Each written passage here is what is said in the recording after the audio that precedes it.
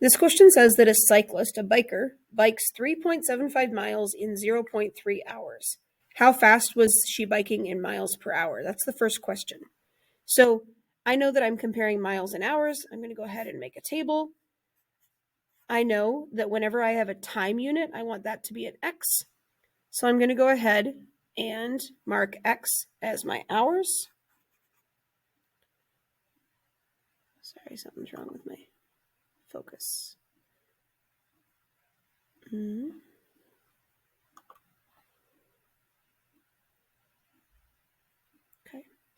And then Y is going to represent my miles. So my hours is 0.3 hours, and I go 3.75 miles where the biker goes. The question says, how fast was she biking in miles per hour? When I read miles per hour, that means we're talking about 1 hour. So you have a couple ways you can solve this. You could put a 1 in here and solve for Y. Totally would work. You could also find the constant of proportionality in this situation, because that's exactly what this is going to do, is divide your miles by your hours. That's what I would do, as I would take 3.75 and divide it by 0.3. That's going to give me my unit rate, which is 12.5 miles per hour. So that's my first answer, 12.5 miles per hour. Then the question says, at that rate, how long will it take her to bike 4.5 miles?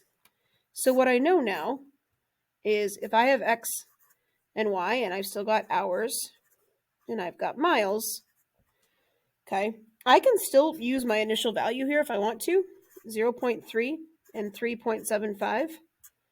And what I'm doing now is I'm solving for 4.5 miles.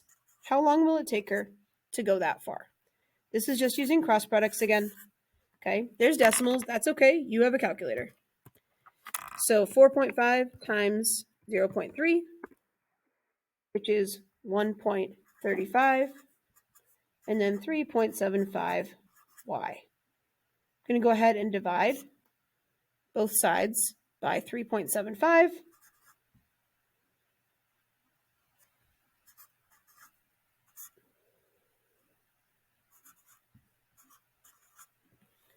And when I do that, 1.35 divided by 3.75, I'm going to get 0.36, which is equal to y.